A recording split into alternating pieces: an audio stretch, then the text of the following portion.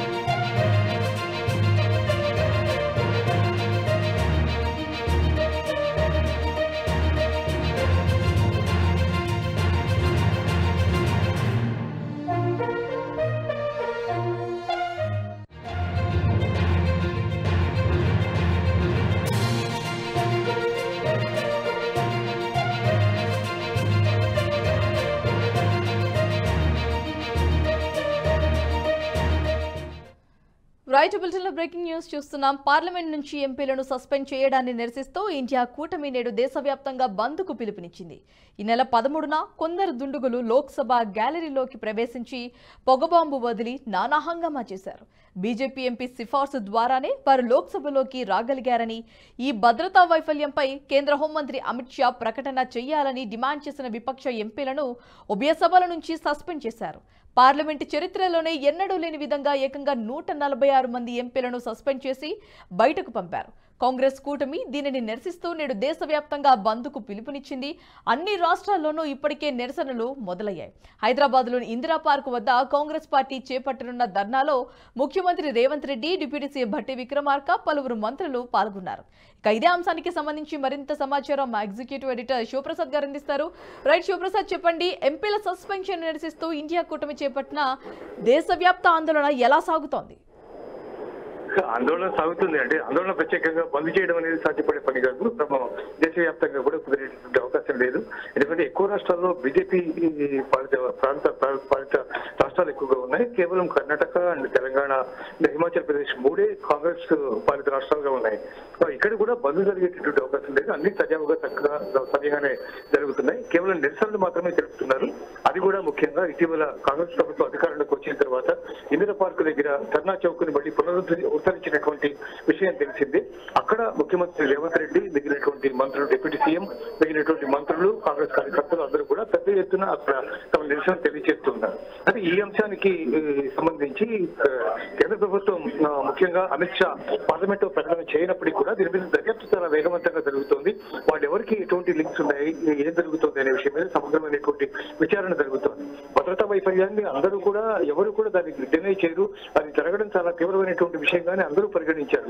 కానీ దీన్ని ప్రత్యేకంగా దాన్ని బీజేపీకి అంటగట్టాలని చేసేటటువంటి ప్రయత్నాన్ని బీజేపీ ప్రభుత్వం ప్రధానంగా తప్పుపడుతున్నటువంటి నేపథ్యంలో రికార్డు స్థాయిలో 146 ఎంపీలని పార్లమెంట్ నుంచి, రాజ్యసభ నుంచి, పార్లమెంట్ నుంచి వాళ్ళందరినీ బహిష్కరించడం జరిగింది.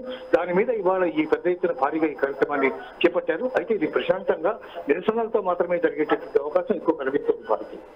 గ్యాలరీలో భద్రతా వైఫల్యం ఒకటైతే చరిత్రలో ఎన్నడూ లేని విధంగా 146 మంది ఎంపీలను సస్పెండ్ చేయడానికి కారణం అదేంటి అంట? దీనికి కారణం అదే ఇంత క్రితం నేను చెప్పినట్టుగా బీజేపీ ఎంపీ పాస్ తో దుండగులు లోపల ప్రవేశించారు, వాళ్ళందరూ కూడా సభలోకి దూకారు, పొగబాంబులు విసిరారు. ఇవన్నీ ఆల్రెడీ తెలిసినటువంటి విషయాలే. దీని మీద ఎవరెవరు దీని వెనుక ఉన్నారు ఏంటి అనే విషయాలన్నీ కూడా సమగ్రమైనటువంటి దర్యాప్తు జరుగుతుంది. నిందితులందరినీ కూడా ఇప్పటికే అరెస్ట్ చేసినటువంటి పరిస్థితి ఉంది. వాళ్ళందరినీ కూడా విచారిస్తున్నారు. ఏ అంశాల్లో వాళ్ళు ఇటువంటి నిర్ణయం తీసుకున్నారు, ఎందుకు ఇట్లాంటి సడన్ గా ఇంత పెద్ద కార్యక్రమాన్ని వాళ్ళు ఎందుకు చేపట్టారు, దీనికి రెక్కి కూడా చేసి పార్లమెంట్ దూకాల్సినంత అవసరం ఏం కలిగింది, తదితర అంశాలన్నింటి మీద ప్రత్యేక విచారణ జరుగుతున్నారు. దీనికి సంబంధించి ఇంకా కొంతమందిని కూడా అరెస్ట్ చేసే దిశగా దర్యాప్తు సంస్థలు సాగుతున్నటువంటి నేపథ్యంలో ఇప్పుడే ప్రకటన సాధ్యం కాదు అనేది మిగిలినటువంటి ఎంపీలు కానీ, బీజేపీ ఎంపీలు కానీ, లేదా లోక్సభలో దీనికి సంబంధించినటువంటి అధికారులు కానీ చెప్తూ ఉన్నటువంటి పరిస్థితి మనకు కనిపిస్తోంది. కేవలం దానికోసమే పట్టుబట్టి సభను స్టాల్ చేయడం ద్వారా బీజేపీని దీంట్లో ఇరికించాలని ప్రయత్నం చేస్తోంది తప్ప వాస్తవాలను వినేటటువంటి ఓపిక కానీ, సహనం కానీ ప్రతిపక్షాలకి లేదు అనేది బీజేపీ యొక్క వాదనగా కనిపిస్తోంది. ఏదేమైనా ఈ రకమైనటువంటి వ్యవహార శైలి ద్వారా ప్రజా సమస్యల పరిష్కారానికి ఇండియా కూటమి తీవ్రమైనటువంటి విఘాతం కనిపిస్తోంది అని. Right, thanks for the update Sivaprasad.